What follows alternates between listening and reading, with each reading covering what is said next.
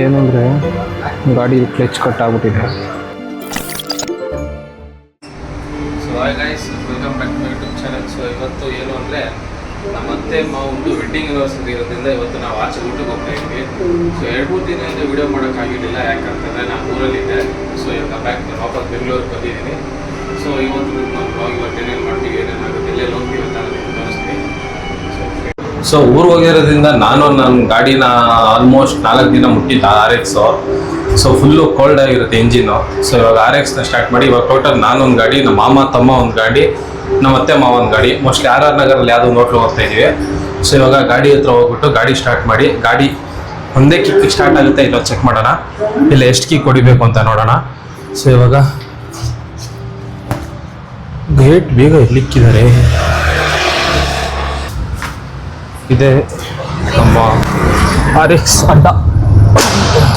ಇಲ್ಲ ಲಾಕ್ ಹಾಕಿಲ್ಲ, ಬನ್ನಿ ಎತ್ತಡ.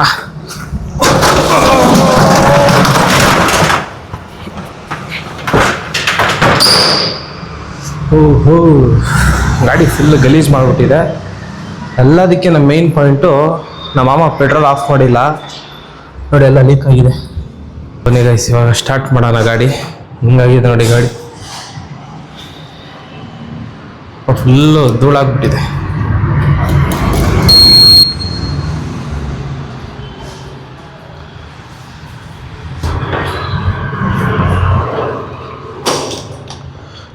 ನ್ಯೂಟ್ರಲ್ ನೋಡೋಣ, ಒಂದೇ ಕಿಕ್ ಸ್ಟಾರ್ಟ್ ಆಗುತ್ತಾ. Let try.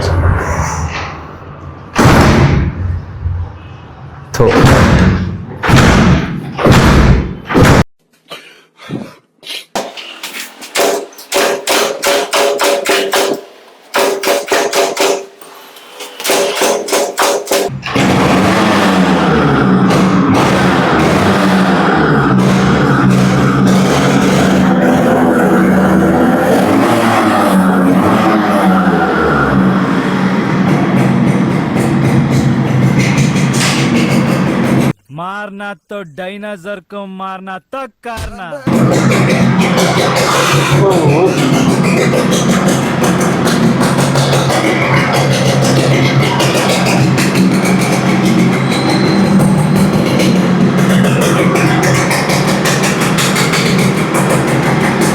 ಲಿಟ್ರಲಿ ಕಿಕ್ ಹೊಡೆಯೋಷ್ಟರಲ್ಲಿ ಎಲ್ಲೆಲ್ಲೋ ನೀರು ಕುತ್ಕೊಂಡ್ಬಂತು. ಫೈನಲಿ ಸ್ಟಾರ್ಟ್ ಆಗಿದೆ ಗಾಡಿ.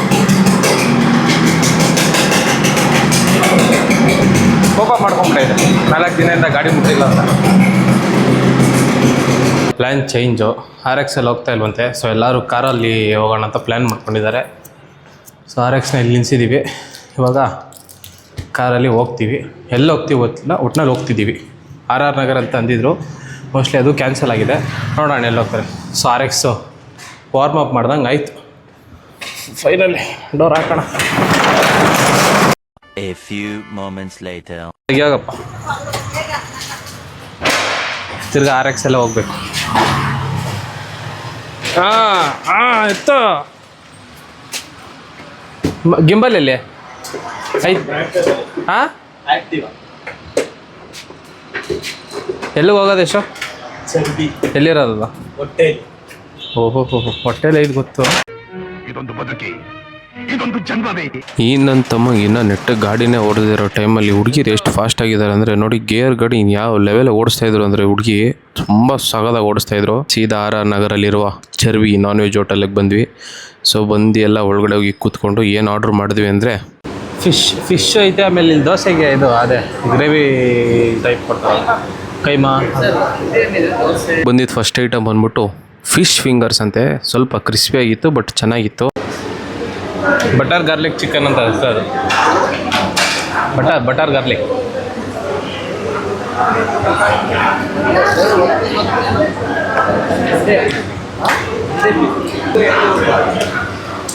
ಚೆನ್ನಾಗಿರುತ್ತೆ, ಟೇಸ್ಟ್ ಮಾಡಿ. ಸ್ವೀಟ್ ಐತಾ? ನನಗೇನೋ ಇಷ್ಟ ಆಯಿತು, ನಮ್ಮ ಮಾಮೂಗೆ ಇಷ್ಟ ಆಯಿತು, ಬಟ್ ನಮ್ಮ ಅತ್ತೆಗೆ ಇಷ್ಟ ಆಗಲಿಲ್ವಂತೆ. ಯಾಕಂದರೆ ಸ್ವಲ್ಪ ಸ್ವೀಟ್ ಇತ್ತು ಅಂತ. ಅವರು ಸ್ವೀಟೆಲ್ಲ ಅಷ್ಟೊಂದು ಇಷ್ಟಪಡಲ್ಲ, ಖಾರ ಜಾಸ್ತಿ ತಿಂತಾರೆ. ಸೊ ಅವ್ರಿಗೆ ಇಷ್ಟ ಆಗಲಿಲ್ಲ ಅಂದರೆ ಓಕೆ. ಸೊ ನೆಕ್ಸ್ಟ್ ನಾವು ತರಿಸ್ಕೊಂಡಿದ್ದೆ ಪರೋಟ, ದೋಸೆ.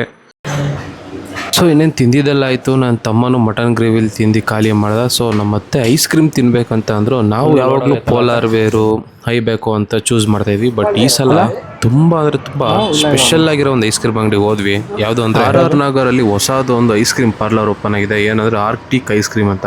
ನಾನಂತೂ ಒಳಗಡೆ ಹೋಗಿದ ತಕ್ಷಣ ತುಂಬ ಅಂದರೆ ತುಂಬ ಎಂಜಾಯ್ ಮಾಡಿದೆ. ಯಾಕಂದರೆ ಆ್ಯಂಬಿಯನ್ಸ್ ಆಗಲಿ ಎಲ್ಲದಕ್ಕಿಂತ ಸ್ಪೆಷಲಾಗಿ ಐಸ್ ಕ್ರೀಮ್ಸ್ ಅಂತೂ ನ್ಯಾಚುರಲ್ ಮಿಲ್ಕ್ ಬೇಸ್ಡ್ ಮಾಡಿರೋದು. ಸೊ ಯಾವುದೇ ಥರ ಕೆಮಿಕಲ್ಸ್ ಆಗಲಿ ಜಾಸ್ತಿ ಶುಗರ್ಸ್ ಆಗಲಿ ಏನೂ ಅವ್ರು ಯೂಸ್ ಮಾಡಿಲ್ಲ. ಸೊ ಕಂಪ್ಲೀಟ್ಲಿ ನ್ಯಾಚುರಲ್ ಆಗಿತ್ತು.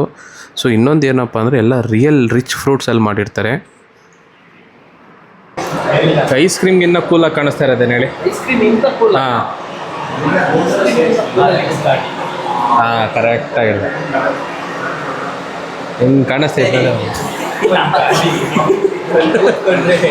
ಸೊ ನಾವು ಐಸ್ ಕ್ರೀಮ್ ಬರೋಷ್ಟಲ್ಲಿ ಬೇರೆ ಅದನ್ನೊಂದು ಫ್ಲೇವರ್ ಟೇಸ್ಟ್ ಮಾಡೋಣ ಅಂತ ಒಂದು ಸ್ಯಾಂಪಲ್ ತೊಗೊಂಡ್ವಿ. ನಿಜ ಹೇಳ್ತೀನಿ, ತುಂಬ ಅಂದರೆ ತುಂಬ ಸಗದಾಗಿತ್ತು.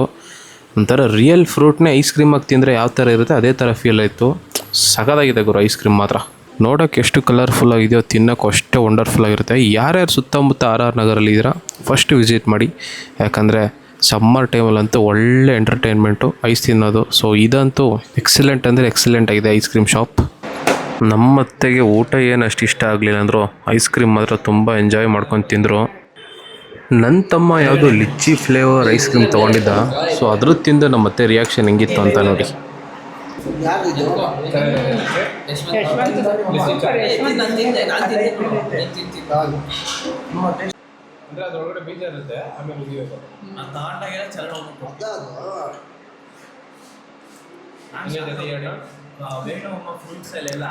ಐಸ್ ಕ್ರೀಮ್ ತಿಂತ ಒಂದು ಏನು ರಿಯಲೈಸ್ ಆಯಿತು ಅಂದರೆ, ನಾನು ಬೇರೆ RXನ ಬಿಸಿಲಲ್ಲಿ ನಿಲ್ಸ್ಬಿಟ್ಟು ಬಂದಿದ್ದೀನಿ. ಏನೂ ಮಾಡೋಕ್ಕಾಗಲ್ಲ. ಕೂತ್ಕೊಂಡು ಸೀದಾ ನಾನು ಬಸವೇಶ್ವರ ನಗರ್ ನಮ್ಮ ಅಂಕಲ್ ಸಲೂನಿಗೆ ಬಂದೆ. ಸೊ ಇವತ್ತು ನಮ್ಮದೊಂದು ಇಲ್ಲೊಂದು ಕಂಟೆಂಟ್ ಮಾಡೋದಿತ್ತು. ಸೊ ಮಾಡಿದ್ವಿ. ಸೊ ಮಾಡಾದ್ಮೇಲೆ ನಮ್ಮ ಮಾಮನ ಫ್ರೆಂಡ್ಸ್ ಬಂದರು.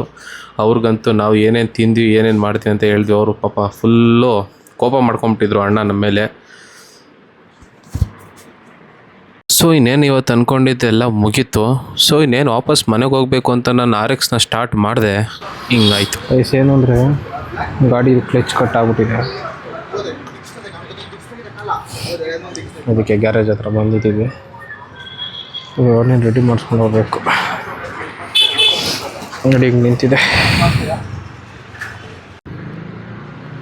ಏನಕ್ಕೆ ಎದೊಳೋದು ಪೇಂಟು?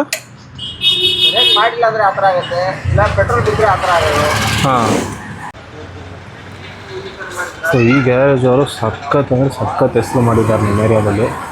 ನೋಡಿ ಅವ್ರ ಮೆಡಲ್ಸು, ಪ್ರೈಸಸ್ಸು, ಟ್ರಾಫಿಗಳು.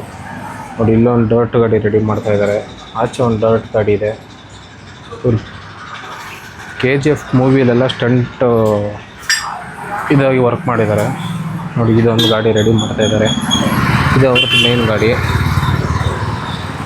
ಅವ್ರದ್ದು ಟ್ರೋಫೀಸ್ ಆಗಲಿ ಎಷ್ಟು ಸಖತ್ ಹೆಸರು ಮಾಡಿದ್ದಾರೆ. RXL ಅಂತೂ ಪಕ್ಕ ಕಿಂಗ್ ಇವರು ನಮ್ಮ ಏರಿಯಾದಲ್ಲಿ.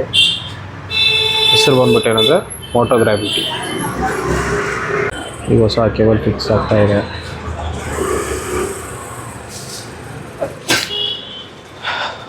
ಹಿಂಗೆ ಕೂತ್ಕೊಂಡಿರ್ಬೇಕು ಆಗೋವರೆಗೂ, ಬೇರೆ ಆಪ್ಷನ್ ಇಲ್ಲ.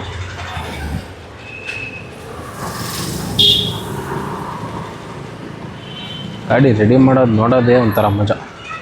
ಅದೆಲ್ಲ ಬೈಕ್ ಲವರ್ಸ್ಗೆ ಅಷ್ಟೇ ಅರ್ಥ ಆಗುತ್ತೆ. ಬೋರೇ ಆಗಲ್ಲ.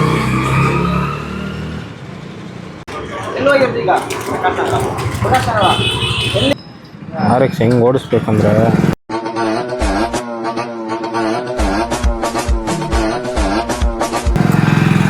ಈ ಥರ ಕಿತ್ತೋಗೋ ತನಕ ಓಡಿಸ್ಬೇಕು. ನೋಡಿ ಹೆಂಗಾಗಿದೆ. ಈಗ ಆಲ್ಮೋಸ್ಟ್ ಫೈನಲ್ ಸ್ಟೇಜ್. ಇನ್ನೇನೆಲ್ಲ ಆಯ್ತು, ಮುಗಿದ ಕೆಲಸ. ಈಗ ಅಣ್ಣ ಫಿಟ್ಟಿಂಗ್ ಮಾಡ್ತಾಯಿದ್ದಾರೆ. ಸೊ ಇನ್ನೇನೆಲ್ಲ ಫಿಟ್ ಮಾಡಿಸ್ಕೊಂಡು ನಾನು ಸೀದಾ ಮನೆ ಹತ್ರ ಬಂದು ಗಾಡಿನ ಪಾರ್ಕ್ ಮಾಡಿ ಕಾರಲ್ಲಿ ಇದ್ದಿದ್ದು ನನ್ನ ಬ್ಯಾಗ್ನ ಎತ್ಕೊಂಡು, ಇನ್ನೇನು ಗೇಟ್ ಗೊತ್ತಲ್ಲ, ಗೇಟ್ ಮಾತ್ರ ಹುಷಾರಾಗಿ ಎಲ್ಲ ಲಾಕು ಹಾಕ್ಬಿಟ್ಟೆ ಮೇಲೆ ಹೋಗಬೇಕು. ಯಾಕಂದರೆ ಈ ಗಾಡಿ ಅಂತೂ ತುಂಬ ಅಂದರೆ ತುಂಬ ನಮ್ಮ ಏರಿಯಾದಲ್ಲಿ ಮೋಸ್ಟ್ ಕಳ್ತನ ಆಗೋ ಗಾಡಿ. ಸೊ ಅದಕ್ಕೆ ಯಾವಾಗಲೂ ನೈಟ್ ಹುಷಾರಾಗಿ ಇದಕ್ಕೆಲ್ಲ ಜೋಪಾನ ಮಾಡಿನೇ ಹೋಗೋದು. ಸೊ ಇವತ್ತಂತೂ ನನಗೂ ಫುಲ್ ಸುಸ್ತಾಗಿತ್ತು. ಸೊ ನೋಡೋದಲ್ಲ, ಇವತ್ತು ವ್ಲಾಗಲ್ಲಿ ಇಷ್ಟೆಲ್ಲ ಇತ್ತು.